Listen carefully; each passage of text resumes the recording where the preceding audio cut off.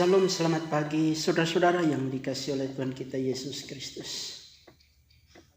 Pagi hari ini kita akan mendengarkan kebenaran firman Tuhan dari 1 Samuel pasal 13 ayat yang ke-13. 1 Samuel pasal 13 ayat yang ke-13.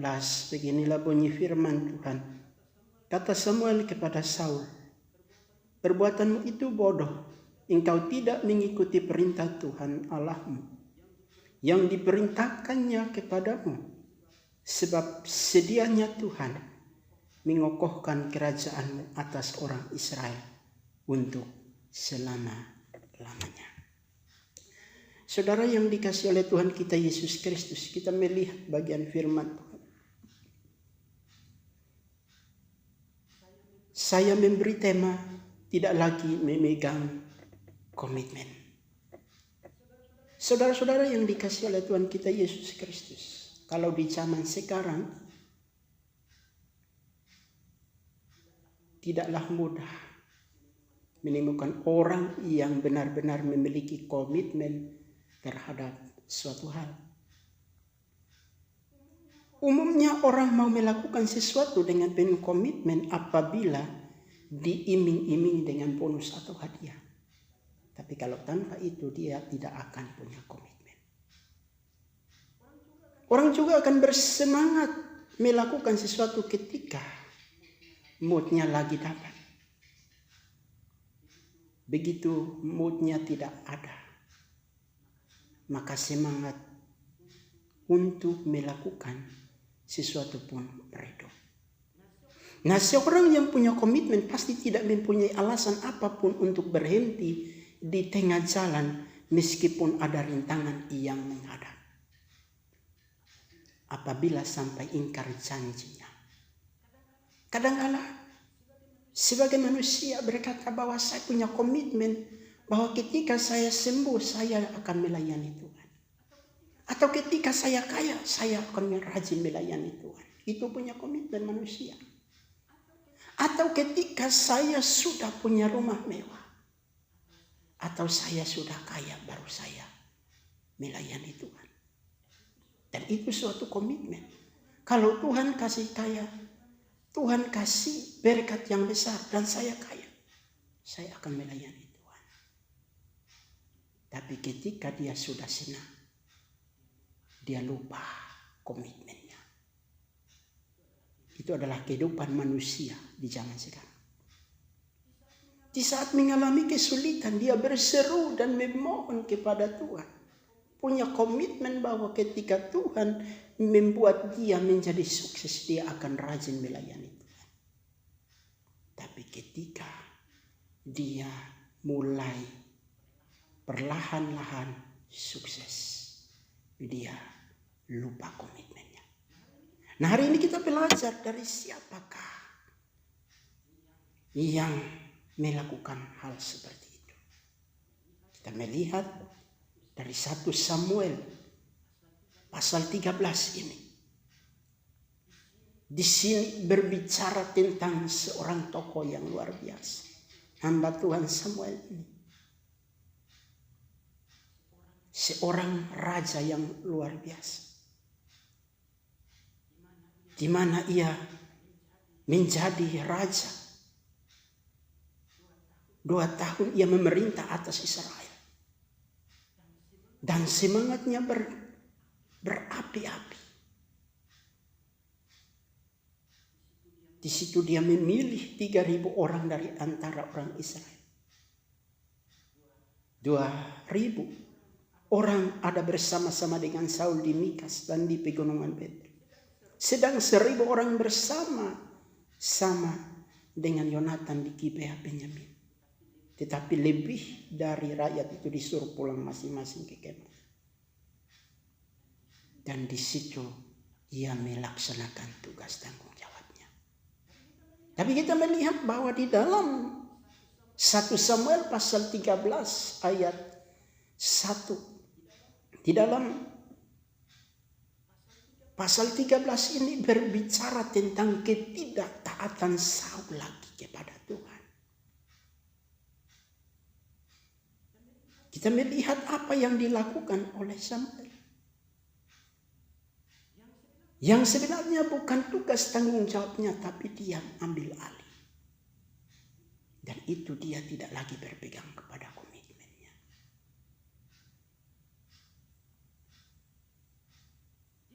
Demikianlah seluruh orang Israel mendengar kabar bahwa Saul telah memukul kepala pasukan penduduk orang Filistin. Dan dengan demikian orang Israel dibenci oleh orang Filistin. Dan kemudian dikerahkannya rakyat itu untuk mengutus Saul ke Gilgal. Dan pada waktu itu, orang Filistin mereka berkumpul untuk berperang melawan orang Israel. Dengan 3.000 kereta, 6.000 pasukan berkuda, dan pasukan berjalan kaki sebanyak pasir di tepi laut. Dan mereka bergerak maju dan berkemah di Mikmas di sebelah timur Bet Awen. Ketika dilihat orang-orang Israel bahwa mereka terjepit sebab rakyat memang terdesak,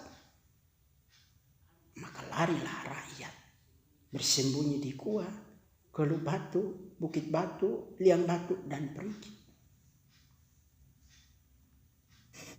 Dan kita melihat bahwa malah ada orang Ibrani yang menyeberang arungi sungai Yordan menuju tanah Gad dan Gilead.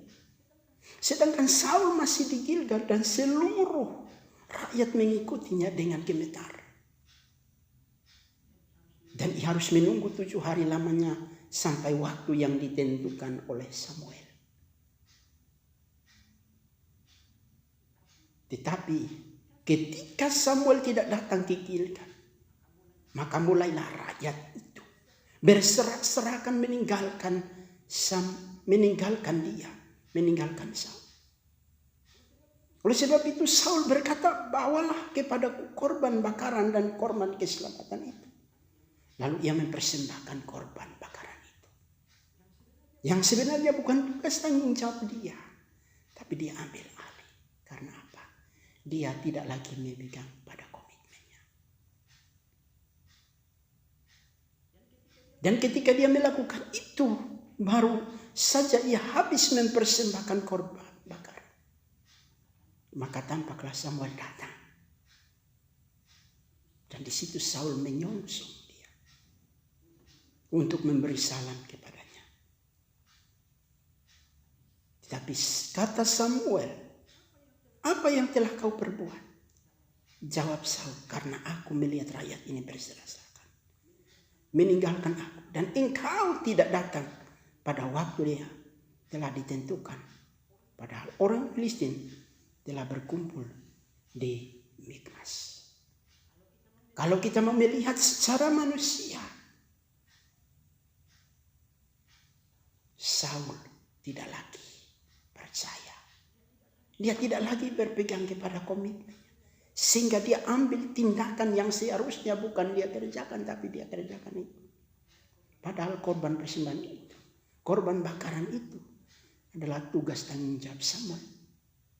Tapi dia mengambil alih.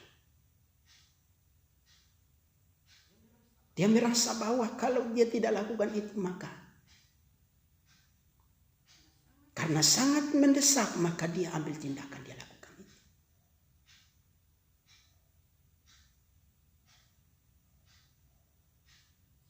Saul berkata, maka pikirku sebentar lagi orang Filistin akan menyerang aku di Gilgal. Padahal aku belum memohon belas kasihan Tuhan. Sebab itu aku memberanikan diri lalu mempersembahkan korban bakaran. Saul berpikir bahwa jangan sampai orang Filistin akan menyerang Saul di Gilgal. Makanya dia memberanikan diri. Dia menganggap bahwa itu benar, tapi yang sebenarnya tidak. Dia tidak lagi memegang kepada komitmennya. Nah, saudara yang dikasihi oleh Tuhan kita Yesus Kristus. Lalu Samuel berkata kepada Saul, perbuatanmu itu bodoh. Engkau tidak mengikuti perintah Tuhan Allahmu yang diperintahkannya kepadamu. Sebab sedianya Tuhan mengokohkan kerajaanmu atas orang Israel untuk selama-lamanya. Apa yang dilakukan Saul itu bukan sesuai dengan perintah Tuhan, tapi lewat keinginannya sebagai manusia.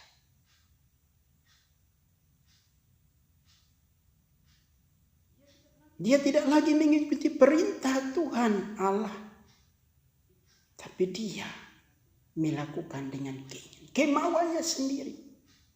Saya bisa kok. Dia bisa lakukan itu. Padahal itu tidak berkenan. Itu tidak layak.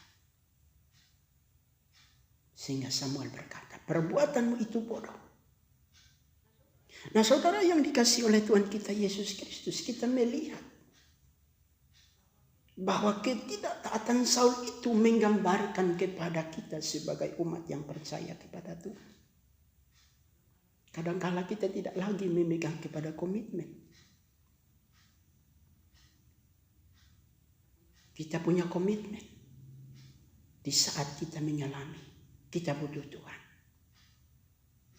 Ketika kita sudah mengalami kuasa Tuhan, kita mengalami hal-hal yang luar biasa, kita lupa komitmen kita. Kita ikuti keinginan kita sebagai manusia. Kita lupa lagi Tuhan. Nah, saudara yang dikasihi oleh Tuhan kita Yesus Kristus, kita melihat bagian firman Tuhan ini. Bahwa suatu komitmen adalah suatu keputusan yang kita mau sungguh-sungguh berpegang teguh kepada perintah Tuhan. Nah, mari kita melihat apa itu komitmen. Yang pertama, komitmen adalah hal yang sangat dibutuhkan dalam meraih kesuksesan atau keberhasilan. Jadi ketika orang mau meraih suatu kesuksesan, bukan dia hanya asal kerja ikuti keinginannya sebagai manusia, tidak. Tapi dia punya komitmen. Saya pasti bisa. Kalau berbicara tentang komitmen, orang bisa saja dengan mudah mengucapkan kata komitmen. Tapi dalam tindakannya tidak ada. Dalam tindakannya tidak akan membuktikan sebuah komitmen. Mungkin kata komitmen itu hanya menyenangkan orang. Tapi dalam tindakannya itu tidak ada. Dan kita melihat salah satu adalah Saul. Adalah raja pertama Israel yang pada awalnya tampaknya hebat dan punya komitmen untuk hidup taat kepada Tuhan. Tapi di tengah jalan ketika dia mengalami kesulitan, dia tidak taat. Tetapi apa yang menjadi komitmennya ketika diurapi menjadi raja tidak lagi mampu dipertahankannya. Justru pelanggaran demi pelanggaran dilakukan oleh Saul. Dan ketika ditegur oleh Samuel bukannya menyesali kesalahannya, malah ia selalu bergila. Sudah bersalah. Sudah lagi tidak melakukan komitmennya. Dan ketika ditegur oleh Samuel malah ngotot lagi. Tidak mengakui kesalahannya. Nah ketika apa yang dia lakukan kira-kira menyakiti hati Tuhan atau tidak menyakiti hati Tuhan. Perbuatan Saul itu sangat menyakiti hati Tuhan. Karena dia tidak lagi memegang kepada komitmennya.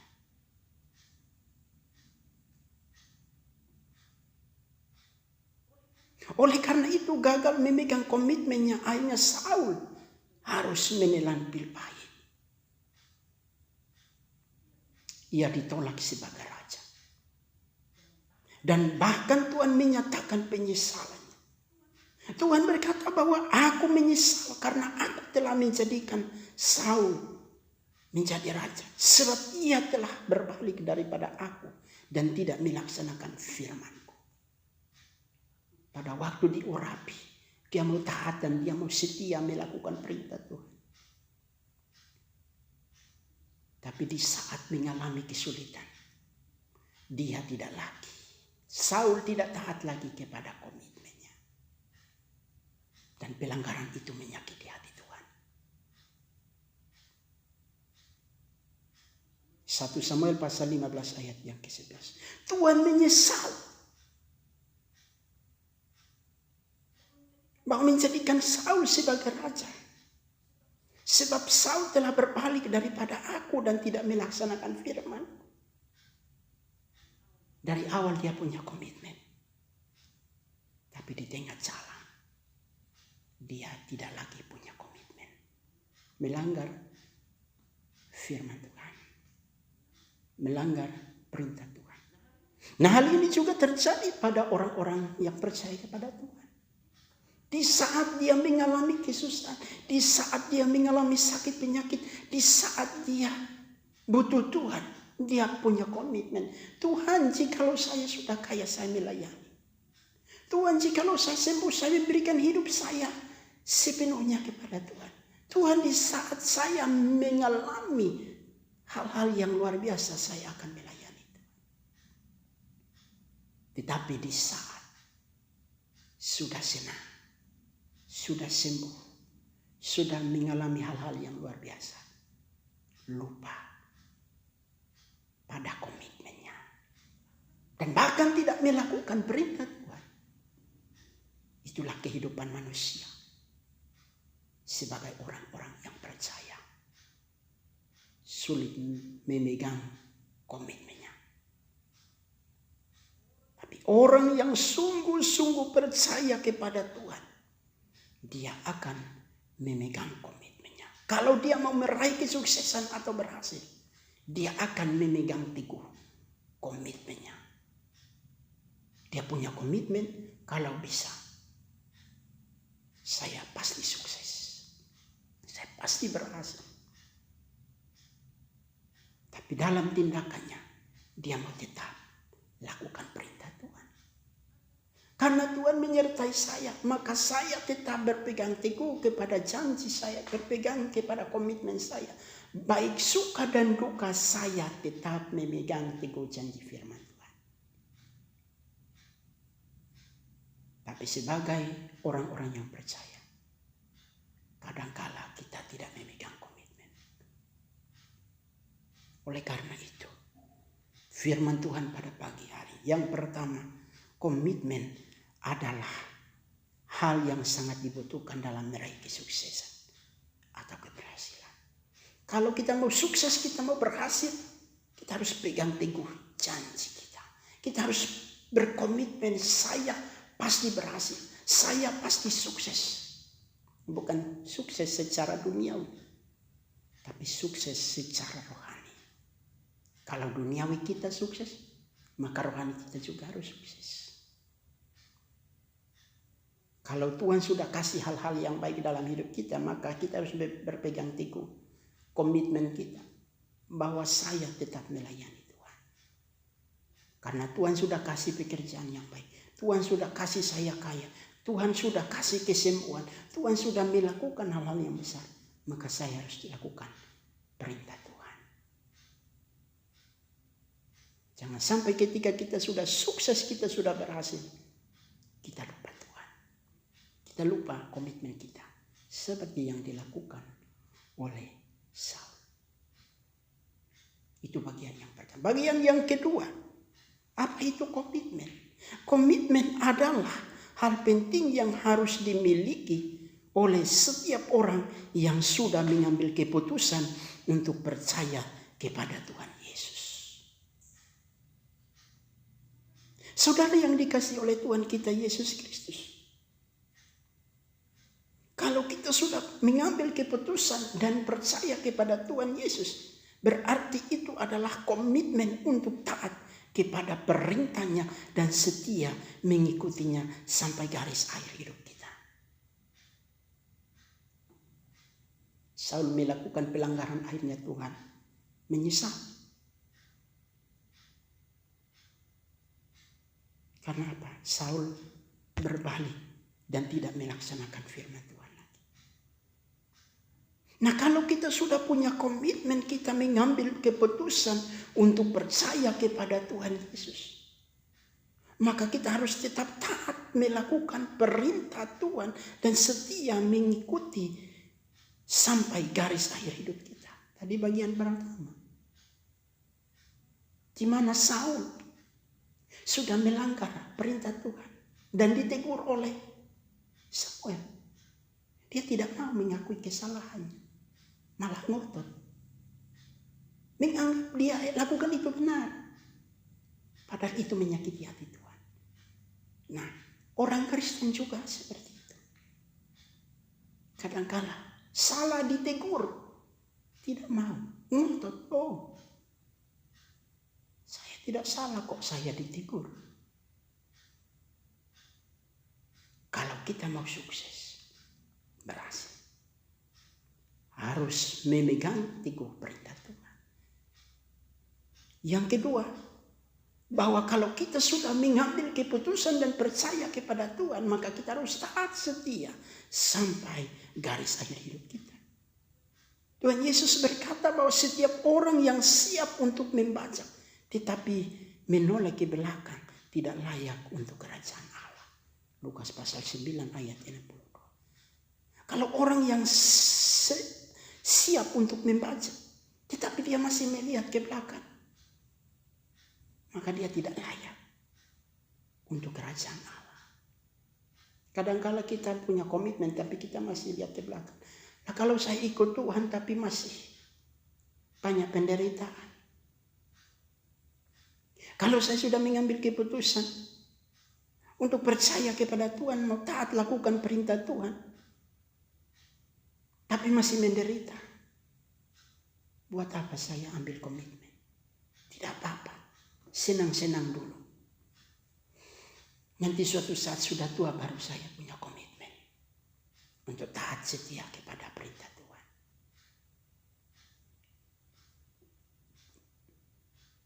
Oleh karena itu milikilah komitmen seperti Rasul Paulus dalam Roma pasal 14 ayat yang ke-8. Sebab jika kita hidup untuk Tuhan, dan jika kita mati untuk Tuhan. Jadi baik hidup atau mati, kita adalah milik Tuhan. Rasul Paulus yang dimana menggebu-gebu dan dia melakukan kejahatan. Tapi di saat Tuhan pakai dia sungguh-sungguh taat sampai garis akhir hidupnya. Dan dia berusaha. Dia mau taat dan setia kepada perintah Tuhan. Dan di situ dia katakan, sebab jika kita hidup untuk Tuhan. Dan kita mati untuk Tuhan. Jadi baik hidup atau mati, kita adalah milik Tuhan. Kita mau hidup dan mati, kita adalah milik Tuhan. Jadi apa yang harus kita lakukan? Kita harus punya komitmen, taat dan setia melakukan perintah Tuhan. Di saat kita mengalami kesalahan, mungkin kita salah, kita ditegur. Jangan sampai seperti Saul, ngotot terus, tidak mau terima masukan itu. Saya yakin kok, Saul dia menganggap bahwa apa yang dia lakukan itu tidak benar, itu benar. Padahal itu salah, menyakiti hati Tuhan. Tapi dia tidak sadar bahwa itu salah. Sehingga ketika Samuel menegur dia tidak terima itu. Masih ngotot. Sebenarnya ketika Samuel menegur dia mau mengakui kesalahan. Kadang-kala kita sebagai orang-orang yang percaya kepada Tuhan, ketika kita tidak lagi memegang komitmen, kita tidak lagi setia kepada Tuhan, kita tidak taat lagi, kalau kita ditegur oleh firman Tuhan, kita kecewa, kita marah, kita egois, kita tidak mau mengakui kesalahan kita. Tapi hari ini kita mau belajar dari firman Tuhan, bahwa orang yang punya komitmen takkan berubah sikap apapun keadaannya. Dia tetap percaya, taat dan setia, berpegang teguh kepada komitmennya. Apapun yang dialami, dia tetap tidak berubah sikap. Oleh karena itu, saudara yang dikasihi oleh Tuhan kita Yesus Kristus, mari kita mau belajar dari firman Tuhan ini. Apapun yang terjadi dalam hidup saya dan saudara, hari ini firman Tuhan, kalau kita mau sukses atau berhasil, kita memegang teguh komitmen kita. Kita mau taat, kita mau setia melakukan firman Tuhan. Yang kedua, kita mau mengambil keputusan untuk percaya kepada Tuhan. Kalau kita sudah percaya kepada Tuhan, maka kita harus taat. Mengikut Yesus sampai garis akhir hidup kita. Jangan sampai di tengah jalan komitmen kita lagi tidak ada. Kita mulai kecewa, putus asa dan tinggalkan Tuhan. Tuhan bilang kalau kita memegang teguh komitmen kita, maka sikap kita tidak akan berubah. Apapun keadaan kita, kita tetap memegang komitmen kita.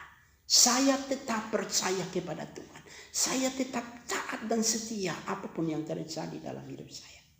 Itu adalah suatu komitmen sebagai orang-orang yang percaya kepada Tuhan. Kiranya firman Tuhan pagi hari ini menolong, memberkati